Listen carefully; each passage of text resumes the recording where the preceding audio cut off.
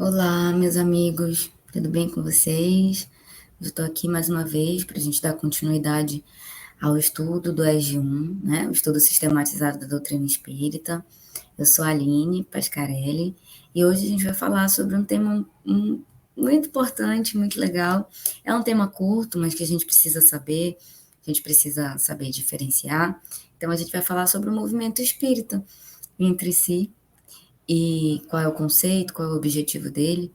E esse movimento, que acredito eu, né, todos nós fazemos partes aqui, cada um do seu jeito, mas fazemos parte do movimento, e a gente vai ver também qual é a diferença do movimento espírita para o espiritismo em si, né, o que cada um faz e como que a gente deve exercer o nosso papel nesse movimento espírita, tá bom? Então, vamos começar primeiro agradecendo a Jesus Cristo por essa oportunidade de estarmos aqui reunidos mais uma vez, que todos nós possamos ter esse momento de comunhão, que os bons espíritos possam estar perto de nós e que assim todos nós possamos nos sentir melhor, né, nessa correria do nosso dia a dia, tudo que nós precisamos fazer, e que esse seja um momento de alegria no mundo etéreo e não etéreo. Então vamos lá, começar? Então, gente, hoje eu vim aqui para a gente conversar, né, como eu já falei, sobre o movimento espírita e a unificação, né, o que a gente precisa fazer. Então, o que que é o movimento espírita em si? Né? O movimento espírita, ele é o conjunto de atividades que tem por objetivo estudar a doutrina espírita. Então, tudo que uma casa espírita pratica, o evangelho do lar, tudo que vai ter por objetivo fazer o estudo da doutrina, tá? Divulgar, né, praticar a doutrina, isso que a gente está fazendo aqui também no estudo do EGE, né? Toda a doutrina espírita que está contida ali nas obras básicas de Allan Kardec, né? A gente não consegue falar de movimento espírita sem antes falar da codificação. Então, a codificação, né, a revelação dos espíritos, e depois a reunião disso e a codificação que foi realizada pelo Allan Kardec, ela vem antes do movimento espírita, porque esse movimento se resume ao estudo, né, do espiritismo, tá? Então, foi somente após a codificação que o espiritismo surgiu como uma doutrina, né? Então, a movimentação humana em torno dessas ideias espíritas só aconteceu após as revelações pelo plano espiritual. E aí o Allan Kardec compilou isso, não é mesmo? E onde que essa compilação ela foi feita, né? A gente tem o Pentateuco, que é importantíssimo que todos nós possamos ler todos os livros. Então, tem algumas casas espíritas, a grande maioria delas, né, ela oportuna o estudo das obras básicas, até para ficar de uma forma mais leve. Se a gente não tem muito, né, tem gente que acha que o que está escrito, a forma como está escrito, um pouco difícil de entender. Então, as casas espíritas, elas oportunam, né, esse estudo conjunto para ficar, né, para quem achar que precisa suavizar um pouco a escrita, a leitura, na verdade. Mas, assim, é importantíssimo que todos nós possamos fazer essa leitura para a gente, como a gente fala, né, aqui no movimento espírita, da doutrina espírita, que a fé ela precisa ser racionalizada, então a gente precisa saber, né, do que se trata, sobre todos os aspectos. Então, por isso é muito importante que essa leitura ela realmente seja feita, né, do livro dos Espíritos, o livro dos Médios, o Evangelho segundo o Espiritismo, o Céu, o Inferno e a Gênese, né? E aí a gente fecha o que a gente chama do Pentateuco, né, das obras básicas do Espiritismo, tá bom? Em relação às atividades, né, que o movimento espírita ele realiza, ele pode realizar, essas atividades elas vão ser realizadas, né, por pessoas que podem se reunir em grupos, pode ser isoladamente, por uma instituição espírita, né, por uma casa espírita, por casas espíritas que se unam para um determinado bem, né, em comum. Aí podem ser feitos também grupos, centros, sociedades espíritas, todos eles com o objetivo, em geral, do estudo, da difusão, da prática da doutrina espírita, né? A gente tem também as federações, que vão ser ali as entidades, né, que vão desenvolver a união das instituições e a unificação do movimento espírita em determinada região.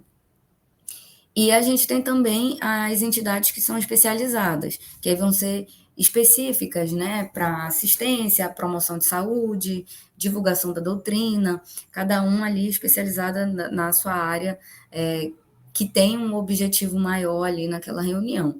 E a gente pode ter também pequenos grupos de estudo, né, do espiritismo, que são voltados para o estudo inicial da doutrina, né? Então, desde o EDP, né, até EG 1, 2, 3, na mediúnica.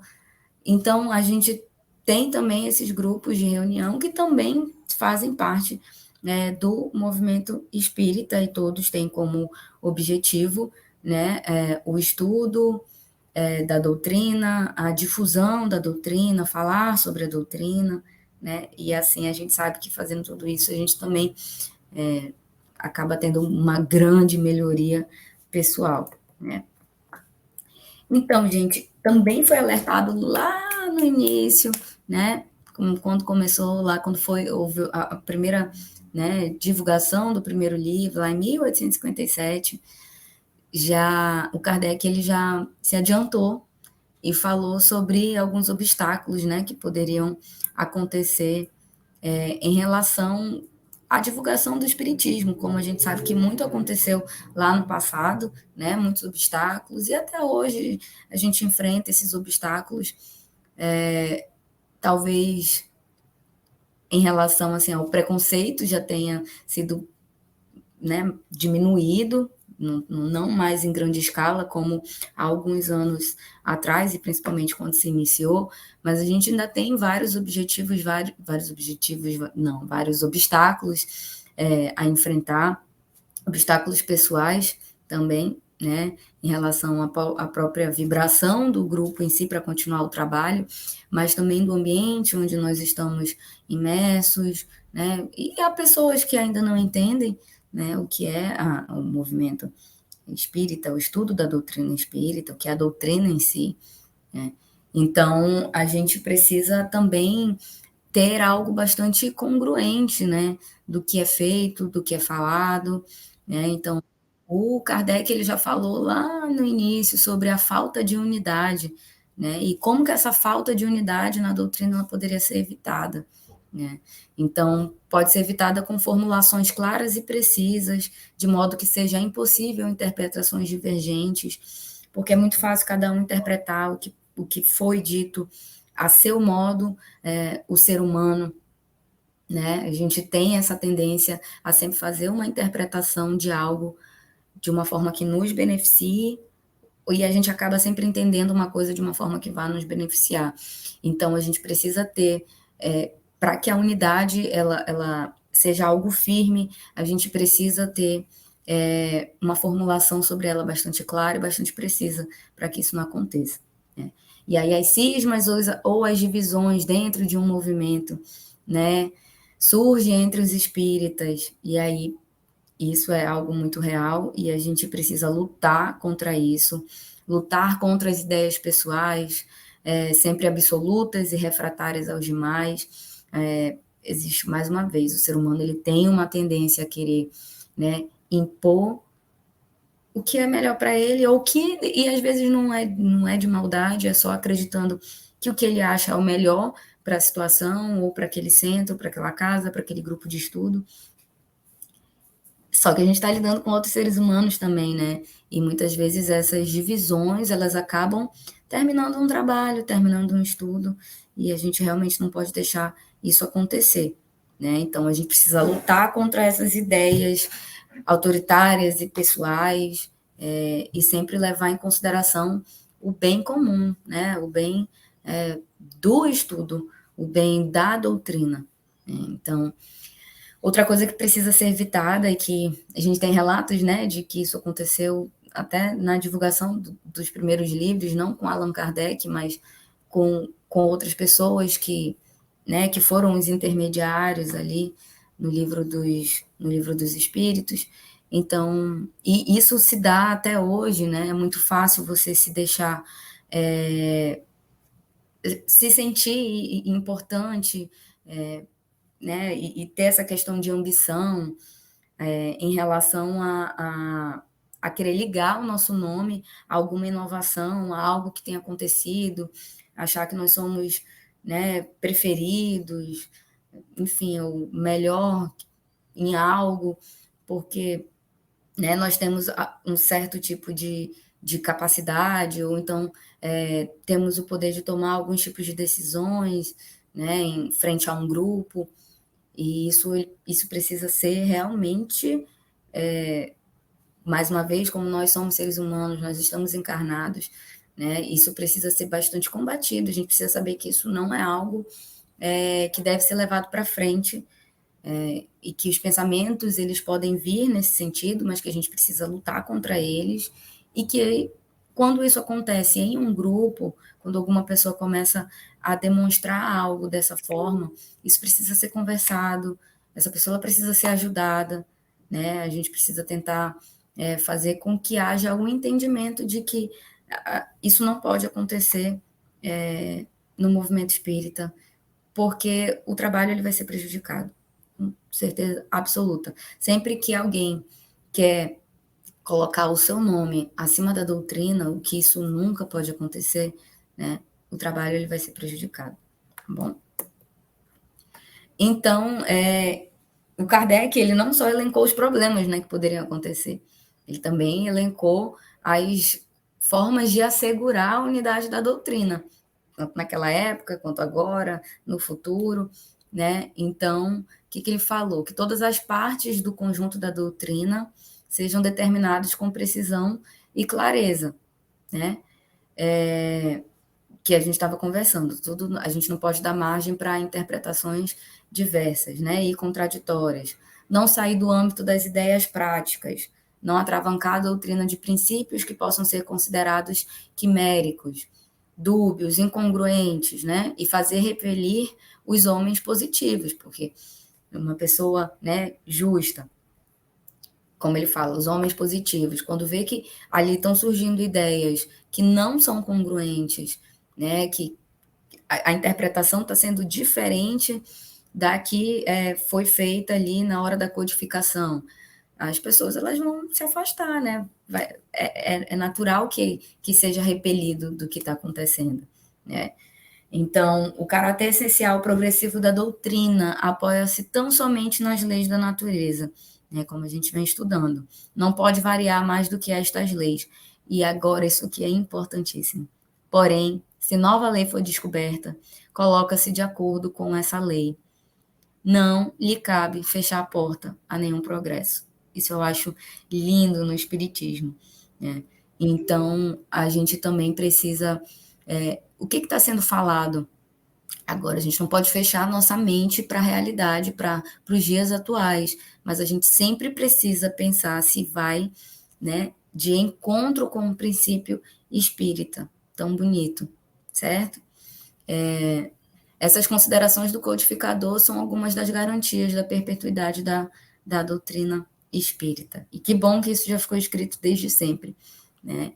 Então, existe diferença, né, pessoal, entre o movimento espírita e a doutrina espírita, porque o movimento espírita ele é a ação dos espíritas, né? Das pessoas que estudam o espiritismo, os estudos das casas, as obras assistenciais, o que essas pessoas fazem, a divulgação da doutrina, tudo que uma casa proporciona ou que uma pessoa que está estudando o espiritismo vai lá e faz, sendo isoladamente ou em grupo, como a gente já viu. A doutrina espírita, ela já é o conjunto das leis, né?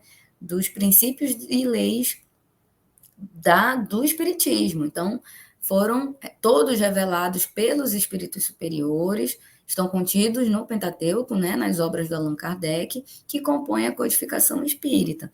Então, a gente tem uma diferença muito grande aí do que é o espiritismo que é a doutrina espírita, né, para o movimento espírita. E a gente não pode se deixar levar, porque, mais uma vez, a fé ela precisa ser raciocinada, né? Então, a gente precisa ir de acordo com o que a doutrina espírita nos revelou, né? E aí, exercer um bom movimento espírita, tá? Então, a doutrina espírita, né? A doutrina, ela está imune às deturpações, né? Qualquer ideia que seja incompatível com os princípios da codificação pode ser tudo menos espiritismo. Agora, o movimento espírita não, né? Porque o movimento espírita ele é livre, são pessoas, são instituições humanas, não goza dessa mesma imunidade de forma alguma, né?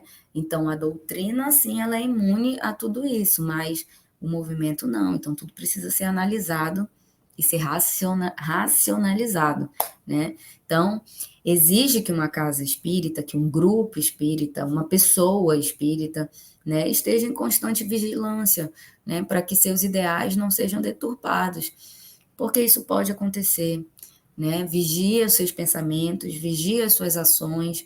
A gente não pode se deixar envolver por aquele fio de pensamento que vem e que você sabe que aquilo não é uma coisa boa. E aí, quando a gente acaba deixando isso levar para frente, acaba saindo do nosso controle, né? Então, a gente precisa sempre orar e vigiar, né? Para que a gente sempre esteja de acordo com a doutrina espírita, tá? Né? Quanto a quem mais é dado, maior a responsabilidade, né? A quem mais sabe, maior a responsabilidade. Isso é algo que eu venho refletindo muito sobre isso e eu acho que a gente precisa refletir muito sobre isso também. A força da doutrina espírita está em seus princípios e sua permanente possibilidade de comprovação. Né? A gente já veio falando sobre isso. O EJE, né? O estudo do EJE todo. Então, a gente consegue comprovar a doutrina. E isso aqui também nos permite saber com bastante tranquilidade que ela vai perdurar, porque ela é real, né? A razão de ser do movimento só pode ser a divulgação e a prática da doutrina espírita, não é de nome de uma pessoa em si, não é nada pessoal, é da doutrina espírita. O que a doutrina espírita prega? Então é isso que o movimento vai divulgar e vai praticar, tá bom? Né, gente? Então, cada página de livro, jornal, revista, entrevista, um grupo de pessoas que esteja assistindo, alguém que esteja falando sobre a doutrina, é uma constituição sagrada de oportunidade para a divulgação dos princípios e esclarecimentos da doutrina dos espíritos, né? E a gente tem que lembrar que a gente precisa lembrar do exemplo de Jesus, o que foi que Jesus, né, o ser mais sábio e humilde que já pisou aqui nesta terra, como foi a linguagem dele, como foi que ele falou, né? Então, para falar ao povo simples, o exemplo de Jesus não deve ser esquecido.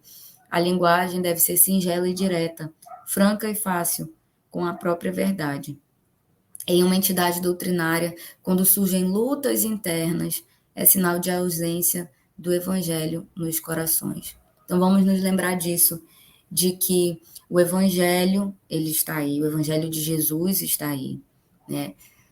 E houve a codificação das informações trazidas, né, pelos espíritos.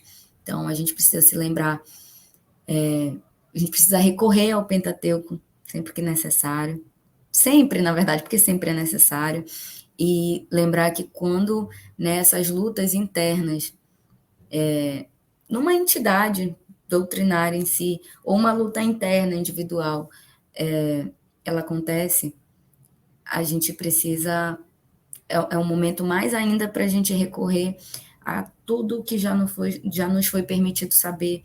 Isso com toda certeza vai acalmar os nossos corações, tá? Então, o movimento espírita, ele tem como objetivo divulgar a doutrina espírita.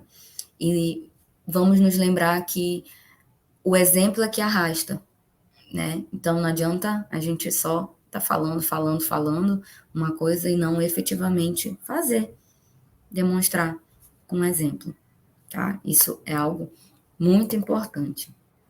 Então, meus queridos, era sobre isso que eu queria conversar hoje com vocês. Né? Agradeço a oportunidade de estar aqui com vocês, de falar sobre isso. Isso também é muito importante para mim, né? Eu ler sobre, eu refletir sobre e poder falar com vocês sobre isso. Então, vamos pensar na doutrina que nos foi dada a oportunidade de conhecer. Não sei se nas encarnações anteriores, mas nessa, com certeza, né? Nós estamos aqui. Vamos nos lembrar da nossa responsabilidade, já que já conhecemos a doutrina, e vamos nos lembrar do que é o movimento espírita, que nós fazemos parte dele, só nesse momento de estarmos aqui, né, falando sobre a doutrina, refletindo sobre a doutrina, e que nós possamos sempre agir de acordo com a doutrina, que o movimento espírita seja sempre congruente, né, esteja sempre de acordo com a doutrina, para que o espiritismo ele continue e ele continue se perpetuando como vem sendo até hoje. Então, vamos agradecer nesse momento a oportunidade, as bênçãos divinas, toda essa harmonia nesse momento de gratidão, de reflexão, e que nós possamos ter uma semana abençoada, que Jesus Cristo fique sempre conosco, nos iluminando, e que em todos os momentos, né, não só nos de reflexão, mas nos momentos em que nós precisarmos de um conselho amigo, que esse conselho venha dos exemplos de Jesus, que não existe, né, guia melhor, exemplo melhor. Muito obrigado por esse momento, vamos ficar com Deus, que assim seja. Tchau, pessoal.